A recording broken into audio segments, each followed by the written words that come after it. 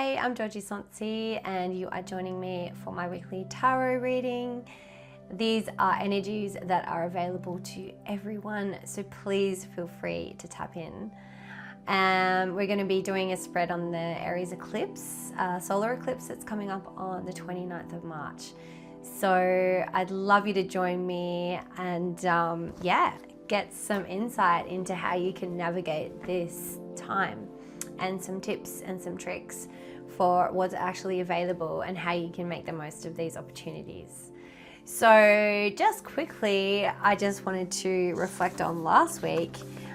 We looked at what the Pisces lunar eclipse was revealing and dissolving, and we got the Six of Swords for that, which was a conscious mental shift we were making.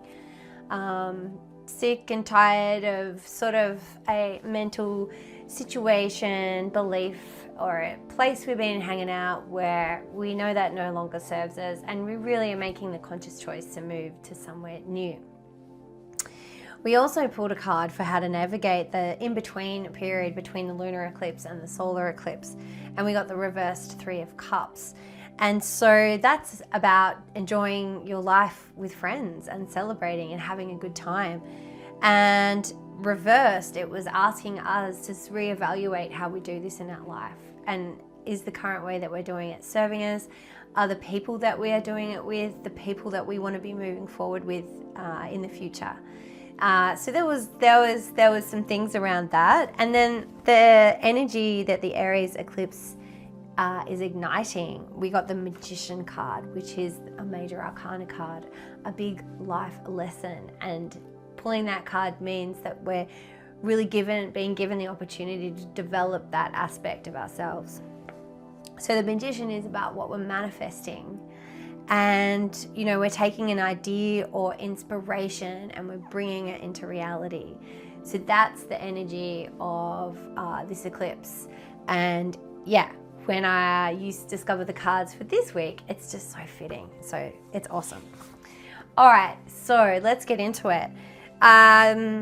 We've got the three different questions that we're asking this week are different to last week, and you'll find that most of my questions change from week to week because I like to keep things fresh and different. So today's reading, we're going to be pulling a card for what the old cycle is closing. What's done with now? We've had our lunar eclipse. We've had stuff come up that we needed to see that needs to be resolved and dissolved and let go of. And so there's what is it that's lingering around that we sort of still need to close. The next thing is what energy is being activated at the moment. What can we utilize? What can we use? What can we equip ourselves with? And then the last card is how we can best embrace this transformation, which is the opportunity with the solar eclipse. So let's dive into it. For what old cycle is closing, we got the Five of Swords. So can't get that focused. You pretty much see that. Yep. So the Five of Swords, the swords represent the mind, and the fives are generally somewhat of a low point in the journey between the ace and the 10. So this is a real kind of like, in order to win, others have to lose kind of energy. It's very like fighting and striving to be right about something. And in order to be right, that means that someone else has to be wrong. And it's a real black and white, good and bad vibration, and incredibly dualistic. And so, the strong duality and competitive kind of energy happens when we really identify strongly with our thoughts and our mind. We're kind of desperate to prove ourselves, because underneath that the truth is that we're actually feeling insecure about ourselves. And we need to fight in order to feel better. So this really leads to like separation. It's you know, a lot of people talk about that at this time. You know, we're moving from a real a consciousness of separation and duality into one of more unity. And so it's really interesting that this card's coming up, because it's like that sense of duality really is not serving us anymore. And, you know, maybe we're exhausted with the idea of having to constantly, like, you know, fight to protect ourselves and protect our opinions and our belief systems. And, you know, it's mentally, incredibly draining. And it also creates more division and more separation. So we're just strengthening our own inner critic by giving importance to this fight. So the other side of this story as well is that we can be the one who feels defeated. We can feel a lack of self-worth and failing at our endeavors in life. You know, it's really depressing. It's a depressing state of mind to be in. And, you know, either side of the sword, whether you're winning or you're losing, it's still separation. So there was something I wanted to read here. Yeah, so this is arguments, explaining yourself and proving someone else is wrong. And that is an unstable mind. So that's what we want to really bring our attention to at the moment. And I mean, I can really identify with it as well, because there's been, and I know for a lot of people, it's been a real intense time lately, and it's been quite a struggle for a lot of people. And, you know, sometimes it's hard not to fall into that energy where, you know, things are painful, and we can, situations can be painful and difficult and challenging, and we can sort of abort and move out and escape our emotions and move into the mind. And then the mind is there defending itself by kind of being in judgment of the rest of the world, or judging ourselves. And we can get stuck in that very mental space where we're no longer attached to our creativity, we're no longer attached to our intuition, and we really need those elements in order to bring something new into the world. And you'll see why in a minute. So yeah, we're really closing the door. That was our question. We're really closing the door on that mental, defeated, fighting mentality, that the state of separation. So I really encourage you to think a bit more about how that's been playing out in your life, and where that's been playing out, and if it makes sense to drop that. Because sometimes we need to convince the mind, when the mind is the thing that's getting in our way. So what energy is being activated here that we can utilize? And so I'll remind you that we are moving into the solar eclipse, which is happening in Aries. And funnily enough, we get the Emperor, and he literally, you can see the rams on his seat. That is, that represents the sign of Aries. Yeah. And this, excuse me, this is why I love tarot, because it works. It really works. So we're literally moving into the energy of Aries, and that is what's being activated, and that is what we have available to us to move through and make the most of the opportunities at this time for this eclipse coming up on the 29th. And also, this is a major arcana card. So it's an important life lesson, and it shows up and gives us an opportunity to integrate that lesson. So yeah, it's a real gift. It's a real opportunity that we're being offered right now. And by utilizing these energies, we're really going to benefit from it, no matter what it is. Where trying to create or navigate during this time. So the Emperor is the number 4, which is balance and stability. And he's also the fire sign. So ambition and passion. So yeah, when the Emperor comes up, we may not be sitting in our strength, you know, we're giving our power away, or we're not standing up for our rights, or we're getting caught up in this mental situation. So we're really not in our power. You know, our dualistic mind has taken over, and that has, you know, caused us to be in this land of separation. So the Emperor really brings stability and safety and structure when there's chaos. He's very grounded and earthy in nature. He's an instigator. So he's not afraid to begin a new project, and he's also not afraid to go out there and finish an old one. So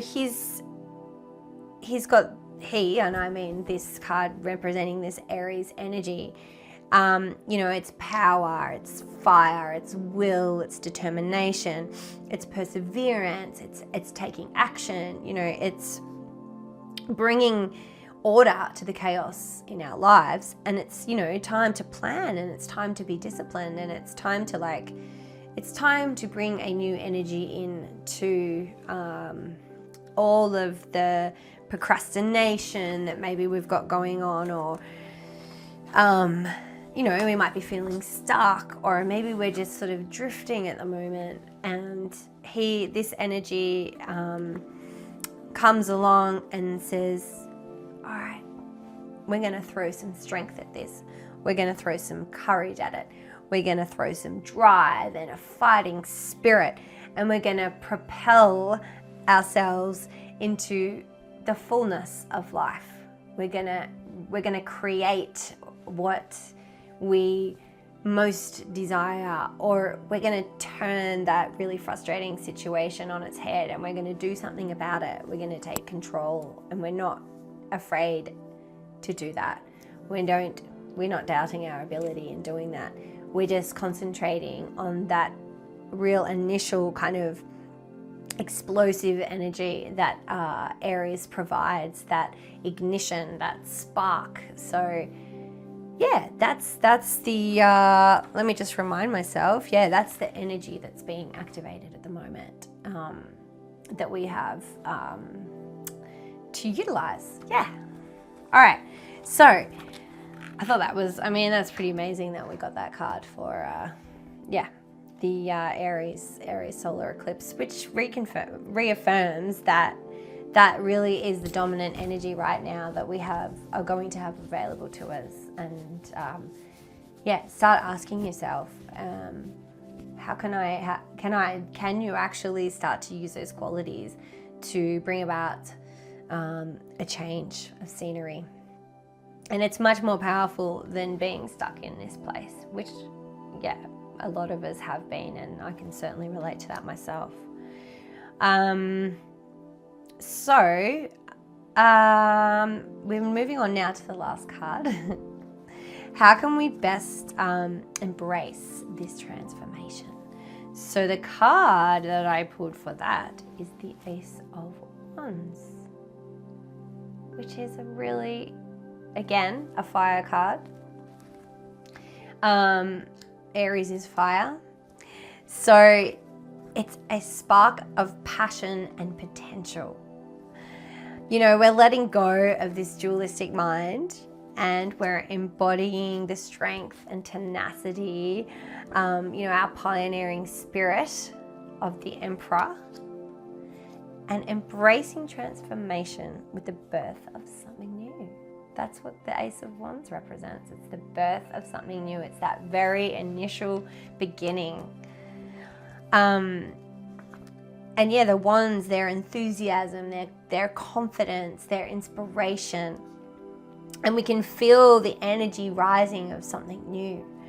But, you know, if we're in this headspace, we're totally not going to hear this little whisper. We're going to, because the wands are about energy, and we feel it in our heart, we feel it in our body, and it's a seed, so it's a tender moment. So if you don't recognize it as valuable, well, then that seed isn't going to grow. So we need to quieten the mind. We need to embrace some courage and some strength, and we need to listen to our intuition. We need to listen to the whisper of this new idea.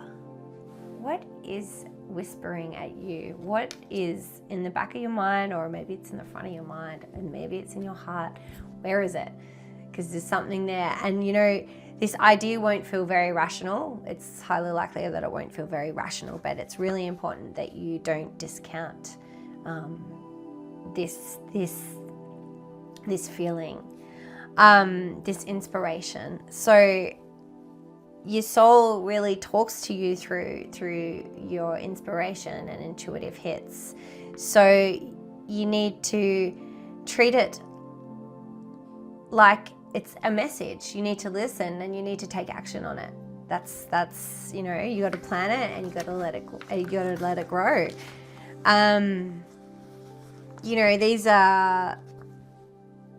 These cards are also so symbolic because